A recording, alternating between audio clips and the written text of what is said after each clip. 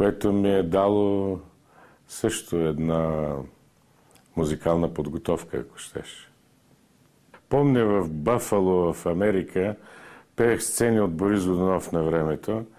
И мина много успешно в концертна форма. Дойдоха два младежи, момче и момиче, които следваха нещо консерватории или кой знае какво. И почнаха да ме питат, защото в концертна форма аз умирам на сцената, нали? Аз, апропо, това съм го правил неведнъж. И не само аз, и други артисти са го правили, но едва ли не има по-голям успех в такава форма, защото излиза музиката на Мусорски и с загатването на артиста ти преживяваш ролята. На сцената е по-просто. Падаш, умираш и готово. И те ме питаха тогава американците. Вие пантомима учили ли сте, балет учили ли сте, хореография учили ли сте, не знам какво ли. Вие нищо не съм учил, импровизирам както ми дойде. Те не можеха да си представят, че това е възможно. Ние го имаме това, българите. Ние всичко импровизираме, апропо и в политиката, и в каквото пожелаеш. Сме големите импровизатори. Опълченците на шипка се надяват.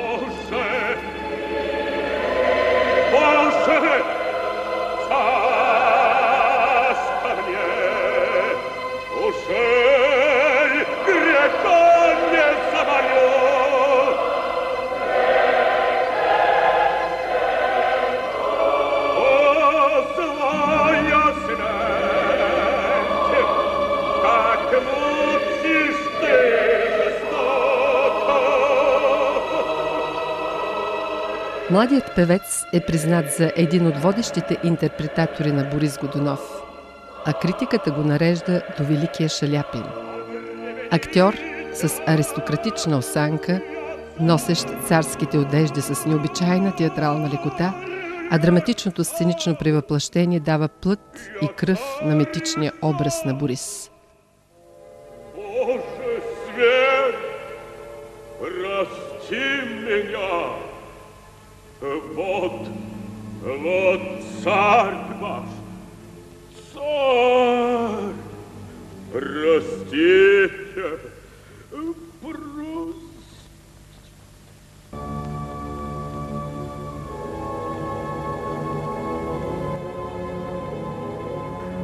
Монолога на Борис Годунов, който ме направи едва ли не оперен певец, завлюбих. Тогава истински в оперната музика, а не въобще в пеенето. Бях на една много крехка възраст още, но започнах да пея много така запален, научих какво ли не, що имаше написано за бас и за баритон. И този човек, който пееше по радиото тогава, аз му запомних името Едмунд Косовски, полски бас. Съобщиха. Минаха доста години, 20, 30, колко са минали от тогава. Ето афиша е там, Борис Годунов с кървавите букви, вижте, дето е написано на кирилица. Това е откриването на театъра в Техеран, театър Родаки, който Шахин Шаха още беше на власт. Откриха огромен театър, страхотна постановка. И когато отидох на първата репетиция, ме представят на колегите, с които ще пея. И един висок мъж, по-възрастен от мене доста, казва, приятно ми е Косовски, пее Пимен. Същия този Косовски, аз поделих с него така моето преживяване на времето. Той не се развълнува много, но аз бях много развълнуван. Страх за братию, за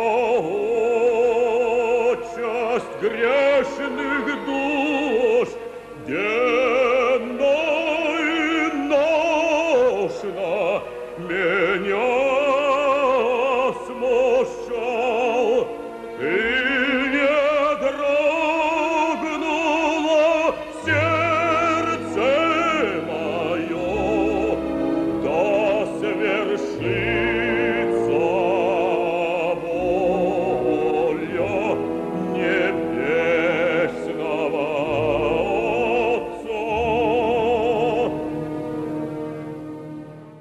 академичния хор почнаха да ме дават сола, па да пее куплетите на Мефистофел, па какво ли не.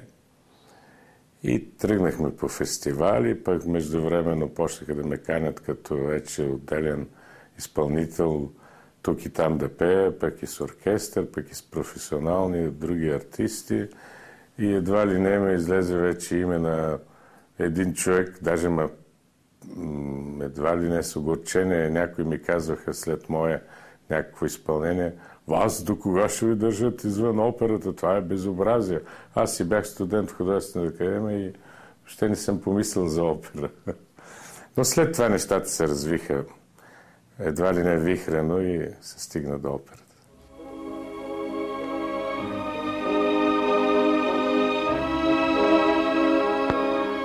За Досифей на Гюзелев големият руски диригент Геннадий Рождественски казва: не се е раждал и няма да се роди певец, който толкова дълбоко и вълнуващо да присъздаде най-руски от всички образи – Досифей. Гюзелев е роден за слава. Той е владетел на територията на руските герои.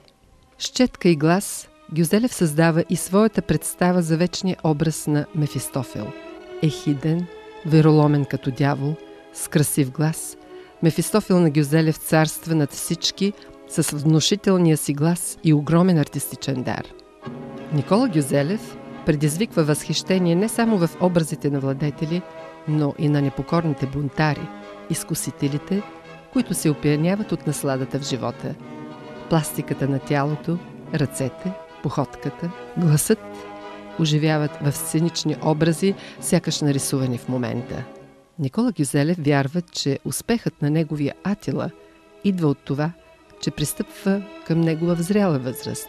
Един портрет може да се направи с много бои, а може да сложиш само един основен хубав тон и да нанесеш една светлосянка. Тогава става истински. В това вярва Гюзелев.